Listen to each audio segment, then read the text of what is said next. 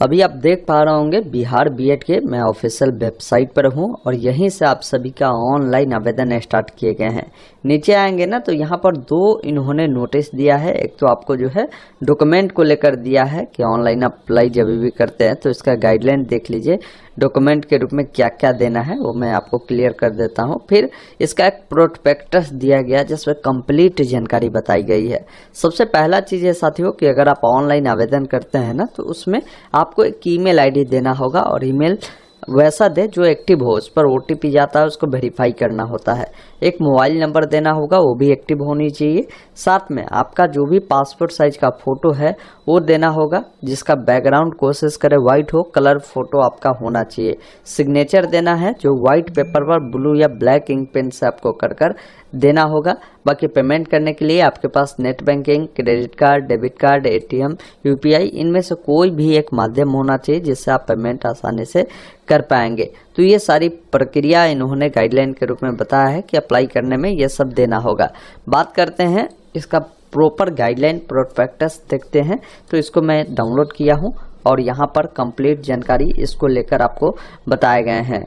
जैसे ये आपका महत्वपूर्ण निर्देश है जिसमें बोला गया है कि कोई 2026 में बीएड करना चाहते हैं तो वैसे अभ्यर्थी को ये जो वेबसाइट दिए गए हैं ना इस पर जाकर आपको आवेदन प्रक्रिया को पूरा करना होगा। बात करें इसके लिए एलिजिबिलिटी कंडीशन क्या रखा गया है पहले वो समझते हैं। उससे पहले इम्पोर्टेंट डेट समझ लीजिए। देखिए ऑनलाइन आवेदन 27 तारीख से स्टार्ट हुए हैं, 18 मई तक आवेदन आपके चलेंगे। बाकी इसमें क्या है ना कि अगर लेट फाइन के साथ फॉर्म भरेंगे तो इसमें एक्स्ट्रा 500 रुपये अधिक देना होगा, जो कि 19 मई से 21 मई तक फॉर्म फिलअप चलेंगे। फॉर्म भरने में किसी को गलती होता है तो एडिट कर पाएगा 22 तारीख से लेकर 23 मई तक। बाकी इसका एडमिट कार्ड 1 जून को जारी कर दिया जाएगा। इनका एंट्रांस टेस्ट जो होगा वो 7 जून को होने वाला है। आंसर की अपलोड होगा 8 जून को और बाकी आपका जो भी ऑब्जेक्शन प्रक्रिया है वो 9 जून से 10 जून तक चलेगा और रिजल्ट आपका 19 जून को डिक्लेयर कर दिया जाएगा। बात करते हैं अर्हता का, फॉर्म कौन लोग भर सकते हैं।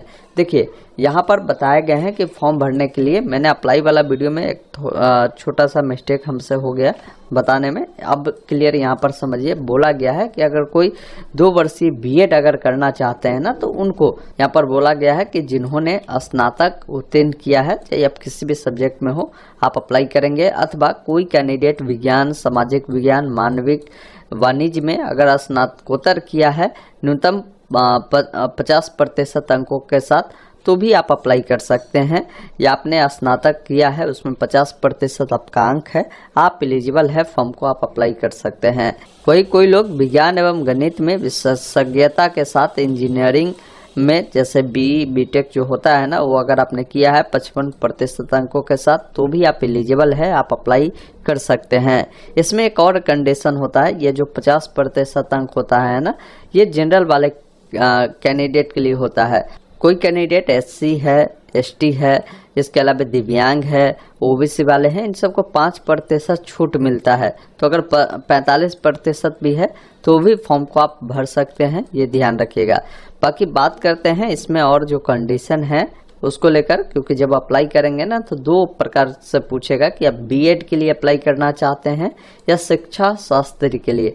तो शिक्षा शास्त्री से अगर कोई बीएड करना चाहते हैं ना तो आपने जो है स्नातक उत्तीर्ण किया हो कि कोई अभ्यर्थी मान लीजिए संस्कृत में अगर उन्होंने स्नातक किए हुआ है और वो चाहते हैं शिक्षा शास्त्री से अप्लाई करना तो कर सकते हैं। हर लोग शिक्षा शास्त्री से अप्लाई नहीं करेंगे, ये विशेष तौर पर आपको ध्यान रखना है। एक चीज़ और ध्यान रखिए, इसमें बोला गया है कि मान लीजिए जो बच्चे अगर स्नातक में उनका नंबर कम है, मान लीजिए 50% नहीं है, लेकिन उनको जो है उन्होंने पीजी भी कर रखा है उसमें उनका 50% अंक है तो भी एलिजिबल है, ये ध्यान रखेगा। यहाँ पर अथवा में ये लाइन इन्होंने क्लियर लिख दिया है कि अगर आपने स्नातकोत्तर में भी अगर न्यूनतम 50% अंक प्राप्त किया है तो भी आप एलिजिबल है, आप अप्लाई कर सकते हैं। तो ये क्वालिफिकेशन को लेकर जो आपके डाउट थे वो क्लियर हो चुके होंगे। बाकी इस बार पूरे बिहार में कई जगह पर जो है परीक्षा केंद्र बनाए गए हैं। जैसे आरा में भी 1 केंद्र है, भोजपुर में 2 केंद्र है, छपरा में 3 केंद्र है, दरभंगा में 4 केंद्र है, गया में 5 केंद्र है, हाजीपुर में जो है 6 केंद्र है, मधेपुरा में 7 केंद्र है, मुंगेर में 8 केंद्र है, मुजफ्फरपुर में 9 केंद्र है, पटना में 10 है और पूर्णिया में 11 केंद्र है। तो इन केंद्रों पर आपकी जो परीक्षाएं हैं वो होनी हैं। बात करते हैं परीक्षा जो आपकी होगी उसका पैटर्न क्या होगा। तो देखिए, इसमें बोला गया है कि जो परीक्षा होगी ना, इसके लिए आपको 2 घंटे का समय दिया जाएगा, जिसमें 120 प्रश्न जो है पूछे जाएंगे, जिसके लिए आपको 4 विकल्प रहेंगे, यानी ऑब्जेक्टिव जो प्रश्न है ना वो आपके होने वाले हैं। और इसमें जो एग्ज़ाम आपके होंगे OMR सीट पर ही होंगे, ऑनलाइन आपके जो एग्ज़ाम है वो नहीं होगा, ये विशेष तौर पर ध्यान रखिए। अब किस टॉपिक से प्रश्न आएंगे वो भी समझ लीजिए। जैसे जनरल इंग्लिश से जो है आपके 15 प्रश्न 15 मार्क्स के होंगे। वही कोई लोग अगर शिक्षा शास्त्री से अगर B.Ed करते हैं तो उनको यहाँ से इंग्लिश से प्रश्न नहीं मिलेंगे, उनको ये 15 प्रश्न जो है शिक्षा शास्त्री से यानी जनरल संस्कृत से जो है उनको मिलेंगे, ये 15 नंबर का हो जाएगा। जनरल हिंदी से जो है 15 नंबर का प्रश्न पूछे जाएंगे। इसके अलावा रीजनिंग से 25 प्रश्न 25 मार्क्स के पूछे जाएंगे। जनरल अवेयरनेस से 40 प्रश्न 40 मार्क्स के पूछे जाएंगे। Teaching learning environment in school से 25 प्रश्न 25 मार्क्स के आपके पूछे जाएंगे। तो यही आपका सिलेबस है, आप इसको देखकर आप अपनी तैयारी को शुरू करिए। बाकी मैं आप सभी को बताना चाहता हूँ, आप कम समय में बेहतर तैयारी करना चाहते हैं तो आपके लिए एक नोट्स मैं बता रहा हूँ, ये परीक्षा मार्ग के द्वारा बनाए गए हैं। इसमें क्या है ना कि आपको 5000 प्रश्नों का ये संग्रह आपको दिए जा रहे हैं और साथ में 5 जो PYQ का टेस्ट है ना वो भी बिल्कुल फ्री में देखने को मिलेगा। इसमें इन तमाम टॉपिक से जो प्रश्न है इसमें डाले गए हैं और अनुभवी टीचर के द्वारा इन्हें बनाया गया है। ये ध्यान रखिएगा, ये घर पर आपके नहीं जाएंगे। अगर आप इससे बाई करते हैं तो आप अपने फ़ोन में ही इसे डाउनलोड कर आप रीड करेंगे। बाकी इसे बाई करने का लिंक मैंने दे दिया डिस्क्रिप्शन बॉक्स में, कमेंट बॉक्स में भी पिन कर दिया, आप वहां पर क्लिक करें। बाई नाउ वाले विकल्प पर क्लिक करें। 99 रुपये इसकी कीमत है, लेकिन इसमें भी 20% का डिस्काउंट मिल जाएगा अगर आप हमारा कूपन कोड STM20 यूज करते हैं और अप्लाई करते हैं तो देखेंगे डायरेक्ट आपको डिस्काउंट मिल गया। आप अपना first name, last name, mobile number, email ID, password डालकर पहले से ऑर्डर पर क्लिक करेंगे और इस नोट्स को डाउनलोड कर लेंगे और अपनी तैयारी को शुरू करेंगे।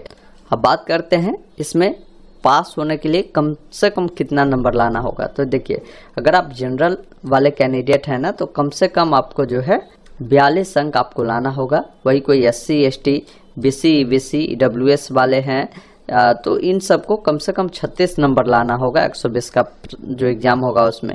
इसमें कोई भी निगेटिव मार्किंग नहीं है तो इसलिए कोई प्रश्न छोड़ना भी नहीं है, निगेटिव मार्किंग इसमें नहीं होने वाला है।